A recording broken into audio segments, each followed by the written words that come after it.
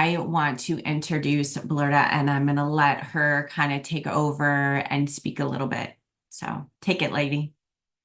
Hi, you guys. My name is Blerta. I also go by B. I know that's kind of hard. Sometimes it's a harder name. And that's because I'm Albanian. So I'm actually very familiar with Macedonia. I was just in Albania. I was born there. Beautiful country.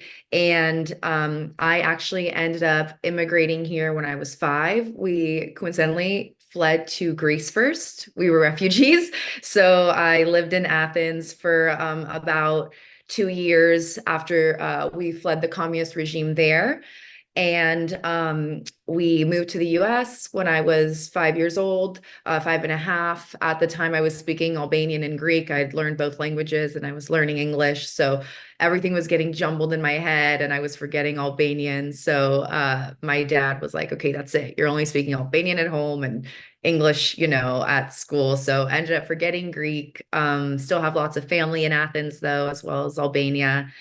And really just coming from a background that as I told Jen, was actually not a lot of it wasn't even revealed to me until recently.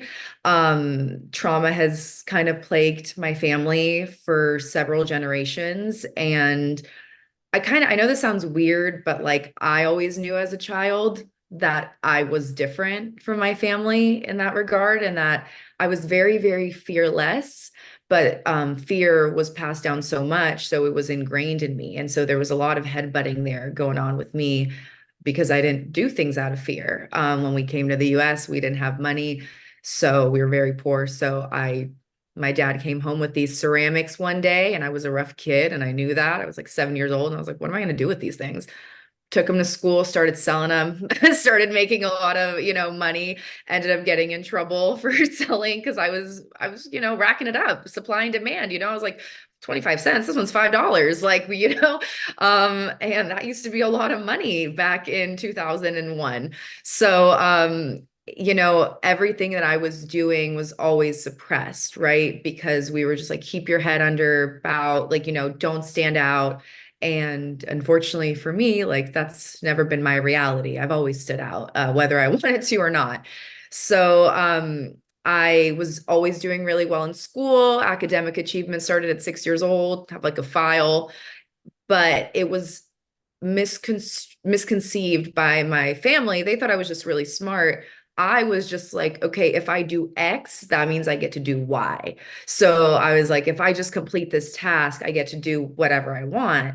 And if I do it well, then everyone leaves me alone. And I can, it was basically like control. So with that, moving through academic achievement throughout school, I went to San Diego State. I'm originally from San Diego, since moving to the US. Now I live in Georgia and I'm moving back to San Diego. But I went to San Diego State, got my degree in political science with honors, didn't read a single book. Someone told me that I couldn't be a lawyer, and I was like, yes, I can. So, as a trauma response, I decided to go to law school, and I went to University of San Diego, and I got my law degree, and was doing that for a while, and then COVID happened.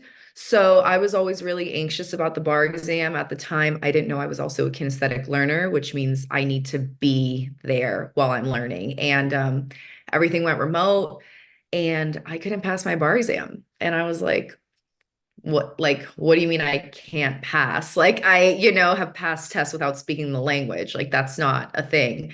So I ended up I failed the first time, and in the legal community, if you fail like your bar exam, you get fired, like you lose your job. And I got promoted. I got a corner office, I got a tutor, and I got put on salary so that I could afford to take it again. And I failed again. And I was like, interesting. So then I was like, I guess I'm done for real. And then I ended up getting promoted again and an opportunity to take the bar a third time. And so while I was studying, I couldn't do it. I had to call my boss and I was like, I quit. Like I need to step away from this. This is not for me. And his response was, well, just go on sabbatical. Take a sabbatical, come back whenever you want. You're always welcome here. And so during that time, I dealt with and experienced, I had never really partied, wasn't a huge partier, smoked a lot of pot because I was in California, but wasn't really a big type of party girl. So I really started going out and I started drinking and I started drug use. And at that time was really when I realized the prevalence of addiction and that addiction mindset that had been passed in my family. For me, it had always been food. I actually used to be like 80 pounds bigger. Got in control of that, still didn't see it through the frame of addiction, right? It was like, okay, lost weight now, cool. So started showing up in drugs after, I started doing some hard drugs and I had a friend, and she was in an LP. So I went to her, I was like, hey, dude, I keep spending all my money. And she was like, okay, like, let's do a financial breakthrough. And after like months of talking, she finally gets me to do it. As we're in it, we realize she knew, but we realized the collective we that it was a relational actual breakthrough. Breakthroughs are supposed to be, about 10 hours cumulative over 2 days. My first day was 8 hours. I was crying, I was sobbing, I threw up. I had several repressed memories that I wasn't aware of. It was very traumatic, and I couldn't actually finish the next day. I had to wait. I showed up sober to the breakthrough, and the following one, I showed up high because I was not prepared to process those emotions. Um, Went through some more drug use. Fast forward, she finally gets me to the training. I do the training and release so much trauma that I didn't even know existed. And I'm like, I want to do this. Like this is what I want to do. I didn't know what that meant, what that looked like, but I was like, this is what I'm supposed to be doing. And at that time, it was just for me. I never thought that I could coach or anything like that. And I wasn't even working at the time, and I had no income. And it was a $20,000 program. And everyone was like, oh, you have to go through financing. And in my being, I was like, oh, it's going to happen. And everyone was like, we don't know. Like, you don't have anything to show for it. I was like, it'll be fine. I get approved for $60,000 credit. I'm able to do the training, fly across the country because it was in Atlanta at the time, do it. And I just like take off. The second we get done with training, I have my first client. The literal day we get certified, I have my first client. I'm charging what our trainers are, money was a big thing for our group, and I'm charging what they're charging because in my head, I'm now trained like you are. Why would I not get paid that? I'm getting paid what the people who are training us are getting paid. And this person's flying across the country to see me, right? Going home, I'm like on top of the world, I'm on fire. And a month goes by and those traumas and as Clementina was saying, like those realities, right? Like I'd shifted myself into a new reality, but those beliefs that made up my being were still there. And so they started manifesting. They, like I said, trauma runs in my family. They resulted because I was shaking the dynamic in a very traumatic incident. My father got very violent with me and, just kind of lost it. And I moved across the country in a week. Called a friend. I was like, I can't find a place. And he did this the day before my client flew out. So I was like, I don't even have time to deal with this. Like I have someone who's flying across. I have everything booked. Like we're done. Do her breakthrough, goes phenomenal. She's doing great today. We're still very good friends. Um, Call a friend. She's like, how's it going? And I'm like, I can't find a place. Like, what do I do? She goes, come to Canton, Georgia. I go, okay. Within an hour, I find a place. That was a Friday. Monday, I get approved. Tuesday, I ship out my car. Wednesday, I buy the flight. Thursday, I fly over there, get a job, and then just start living here. And those beliefs just really stuck with me for that first year. I was what I would say a shell of a person. And I was so much in Jen and I kind of talked about it, just victim mentality, just like poor me, like this happened to me, like my dad hit me. Oh my gosh, like my life is so horrible. And like not to say that those things were okay, but there was really no accountability on my end about how did I contribute to this? Like what am I doing here? Um, and so after about a year, I started speaking to him again. We had a contact and stuff like that. And I just started realizing my own hand in my life and that everything that was happening was a direct result of choices I have made. And those choices stem from beliefs. And so it became this. I love information. I love processing information. And I carry a lot of it in my head. So everything I started trying to take in as information.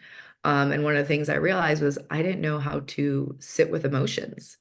I didn't know how to feel an emotion. I knew how to react, but I didn't know how to process. And so the last year has really been me sitting with that. I've stopped smoking and God did that in the best way. He gave me a DUI.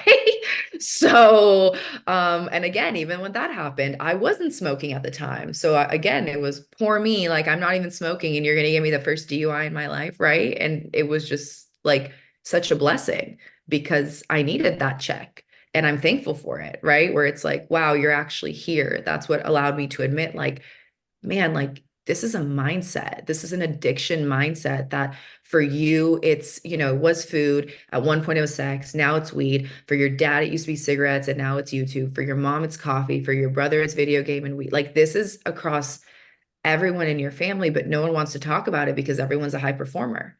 Everyone makes money. Everyone is smart. It's not spilling into daily life to where it's a problem. So it's not really a problem, right? Externally, but internally, we're just torn up. And so I called Jen. We talked a few months ago, and I think there was like still some of it left, and I was still like, wah, wah, wah, poor me. And I recently just got back from Albania for the first time in 14 years. And so many things were revealed to me there. We went to a lot of grave sites of my family members, and we didn't go to one, which I came back early. My family stayed an extra week, and that was my great grandfather's and I didn't know. But he was mutilated and tortured and made an example out of the village that they were in for being an anti-communist leader. That caused my great grandpa to flee, which caused my grandma, my dad's mom, to be left essentially on the streets. They don't have blended families in Eastern Europe. If you get remarried, the kids from the first marriage are out. So she got married at 9 years old to my grandpa. He was 9 years older than her. That saved her life, tarnished his reputation for his affiliation with communism. They then put my grandfather in jail. And it was just like victim after victim after victim after victim. And it was passed down, and I didn't know where it started. And so I'm the only one in my family at this time who believes in a higher power. Something in Albania is they don't have any religion. So everything is very much on you. And my brother called me. I have a 22-year-old brother and told me this. And he was just like distraught about our great grandfather. And he was like, I felt it. I felt that trauma. I felt as if I was there experiencing it. And for me, I had this peace because I was like, Jesus did that. Like, he went through that. That's what happened to him. There's this has happened before, and there's a redemption on the side of that. And when Jesus was up there, he wasn't saying, like, how could this happen to me? He said, forgive them, Father, for they know not what they do.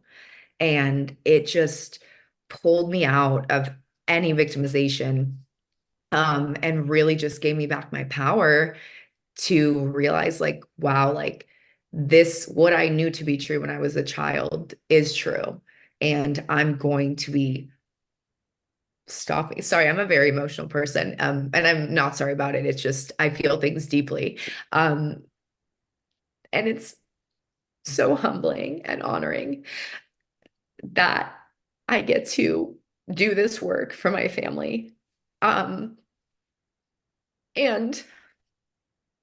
stepping into leadership is so uncomfortable for me. But I made the decision that that's what I will be doing because I don't just want to impact my family. I want to impact others who experience this. And I think the crux in victimization is the lack of empowerment. And the truth is, we all have it. It's all in us. And I've been so honored to have and grateful to have people along the way to show me that. And it means nothing like more to me. And I think my purpose is to empower women and men into seeing this. So I am moving back to San Diego. I prayed about it. I felt it when I came back. I was like, God, like, do you want me to do this? And like the next day, it was like, here's a job, here's a place. It was like all in an hour. And I was like, okay, heard. Like I'm going back to San Diego. So I'll be working with my uncle, which is also like, part of this little dynamic. And what I hope is to take all of these learnings and just really package them in a way that's digestible for anyone and everyone who may resonate with this. It's so hard to be authentic. And Dion, that's why when you were like, man, someone to talk to, I was like, girl, call me up. Like I truly feel like it's my purpose. And even if it wasn't, I can't help it. I just feel all the things. So it's a gift, And I have so many creative ideas. I like have a book I want to write. I've already outlined it. I have like a podcast that I want to start. Like Shamara is on here. Like her and I want to start one together, like I have so many things, but there's been this like fear of leadership. And so it's like, if you fear it, you probably have to do it. Like, that's kind of like what I've come to realize. So shout out to the bugs in Georgia, because that has been what has got me to face my fears is giant cockroaches and not having anyone to kill them and having to do it yourself. Right. And it was such a beautiful lesson. And like, you have to face this. So sorry for the tears. You'll probably get them from me like every call. But in doing that, it's also like, wanting to show people, because for me it was never okay to cry, that it is okay to cry and it's like beautiful and like we all get to experience and feel these things. So my door is always open. I am going where God puts me at this time, and I'm never like, something I've realized is like what I think I know and like the grief that I'm feeling at the time, which from moving here to San Diego and leaving this life, grief is so interesting because for me at least, I am basing these emotions on what I think I know, but there's so much around the corner that we don't. In an instant, we can get a new piece of information that can shift our whole perception that what we thought we were just sad about isn't even true. And so while there's grief and I honor and sit with that, my goal is to like really teach people how to do that. So then we can get to the next part of like, okay, what do you want? How do we shift timelines? Like I've done a lot of timeline work myself. So I'm really excited about your session, Clementina, because I'll be on that for sure. And it is so amazing. And also what I've come to learn that is that if you don't feel what you're, like you said, right? Like what you're getting in that timeline, it won't come true. What you feel is what will come true, regardless of what you do, regardless of the effort you put in. And so helping people feel and really process is what my goal and purpose is. So yeah.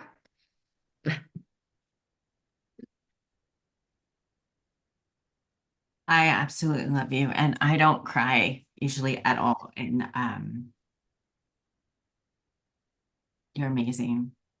You Absolutely. are. You're all my reflection. So whatever you felt here, it's all like in you. And that's what I hope to like bring to everyone. Like whatever love, whatever emotion you felt, like you can only feel that because it's a part of you. So honor that too. We had a beautiful conversation. Well, I sent her something, what was it, like a week ago Yeah. about speaking, and you're just like, no, no, no, no, no. And then yesterday, it was like this huge light, like awakening. And usually we only have two callers. And I was like, you're speaking tomorrow. Um, yeah. Thank you. Does Thank you. anybody have any questions?